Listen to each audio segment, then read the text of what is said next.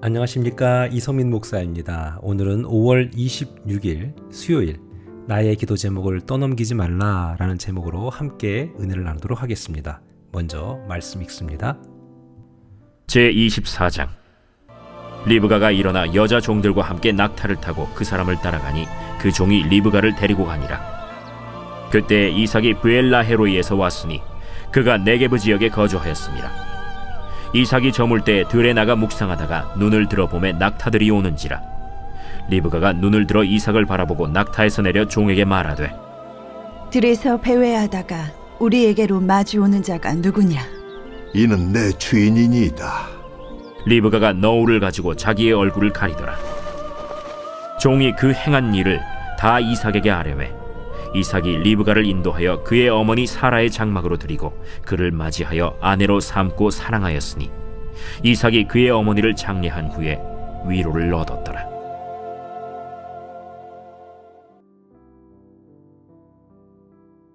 이삭의 배우자를 위해서 아브라함은 경험 많은 종에게 엄청난 지참금을 준비해서 가게 합니다. 낙타도 갔지요. 금은 폐물이 다 갔습니다. 그 당시 문화가 여성을 아내로 맞이할 때에는 반드시 소위 얘기하는 처갓집에 그 이상의 응하는 대가를 지불해야 하는 것이었죠. 물론 가난한 사람은 많이 못 줬을 거예요. 하지만 부유한 사람은 더 많이 주었겠죠. 오늘 이 양을 볼 때에 분명 이삭의 집안은 하나님의 땅의 축복을 허락받아 엄청나게 부유해졌다는 것을 예상할 수 있습니다. 그런데 뿐만 아니라 즉 라반의 집도 실제로 보면은 상당히 부유한 집안 중에 하나였습니다. 나중에 이삭의 아들 야곱이 삼촌 라반의 집으로 갔을 때도 이미 많은 부유를 축적해 놨다는 것을 우리가 보지 않습니까? 자, 그런데 그렇게 부유하게 살았던 이삭, 그리고 그렇게 부유하게 살았던 리브가가 만납니다. 하나님의 정말로 특별한 섭리, 하나님의 이끄심으로 인해서 이 경험 많은 종이 통로가 되어서 결국 만나게 된 것이죠. 하나님은 이렇게 항상 사람을 통해서 역사하세요. 왜요? 우리가 사람 없이 어떻게 연결이 돼요? 모든 일이 그렇습니다. 주변에 좋은 사람들이 많아지기 위해서 우리는 항상 기도해야 되는 거예요. 자, 그런데 오늘 리브가는 과감하게 떠납니다. 성격 나오지요. 61절에 보니까 그 사람을 따라갔다라고 얘기합니다. 그 사람이 누굽니까? 바로 종이지요. 믿고 따라간 것이죠. 물론 그전엔 그에 응하는 대가를 충분히 이 종은 지불했습니다. 자, 그리고 그때의 이삭이 62절에 보니까 브엘라 헤로이에서 와서 네게브 지역에 거주했다고 얘기합니다. 여러분, 브엘라 헤로이가 어디예요? 우리 예전에 읽었지만은 즉 하갈이 아브라함에게 쫓겨난 다음에 사라 때문에 쫓겨났잖아요. 그렇죠? 그 아들 이스마엘이 자기 아이를 힘겹게 한다고, 그리고 또 자기 무시한다고 말이죠. 말도 안 되는 그런 상황으로 쫓겨났다가 정말 죽기 일보 직전에 하나님께서 그 하갈을 불쌍히 여겨주셔서 죽지 않게 하십니다. 바로 그 장소가 브엘라 헤로이지요. 거기서 이제 샘이 터져서 그 샘의 물을 마시고 또 이렇게 정착하는 기회가 됐는데 바로 그 지역 그 중간 어디쯤이라는 것입니다. 자, 그런데 오늘 보니까 63절에 이삭이 해가 저물 때 나가 묵상했다라는 말씀이 있습니다. 자기 아내 될 사람이 언제 올지 몰라요. 오늘 보니까 올 때도 실제로 몰랐어요. 저 사람이 누구지? 라고 궁금해했잖아요.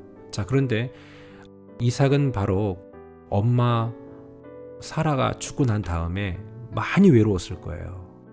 그래도 엄마랑 많은 얘기를 하지 않았겠습니까? 그런데 그 엄마가 죽고 이삭이 이렇게 되게 외롭고 힘겨울 그때에 그날도 나가서 이제 묵상하고 있었던 것이죠.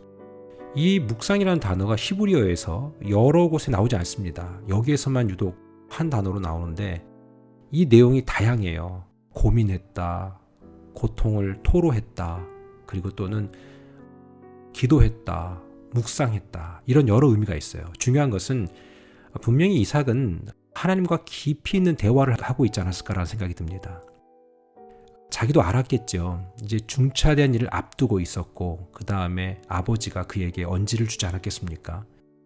그래서 해가 저물 때까지 들에서 묵상하고 있었던 것이죠. 여러분, 우리에게 주어진 문제를 다른 사람한테 떠넘기면 안 됩니다. 우리 각자 역할이 다른 거예요. 경험이 많은 종은 실제로 이삭의 아내를 구하러, 얻으러 멀리 떠났고 이삭은 그 문제를 놓고 기도했을 거예요. 그리고 그 일들이 잘 성공적으로 잘 결론이 맺고 돌아올 수 있도록 아마 이 들에서 묵상하고 있지 않았을까. 그리고 이 모든 과정을 다 이삭에게 얘기합니다. 근데 놀라운 사실은요, 이 얘기를 할 때 아브라함에 대한 얘기가 전혀 없어요. 이젠 드디어 복의 근원이 아브라함에서부터 이제 이삭으로 연결되어지는, 자연스럽게 그 흐름이 이어지는 것을 볼 수 있다는 것입니다. 여러분, 이삭이 리브가를 만난 다음에 이제 그 어머니가 계셨던 사라의 장막으로 67절에 이끌었다라고 얘기하면서 이제 그때부터 아내로 삼고 깊이 사랑하며 어머니를 장례한 후에 위로를 얻었다고 얘기해주고 있습니다. 여러분, 우리 각자 역할이 달라요.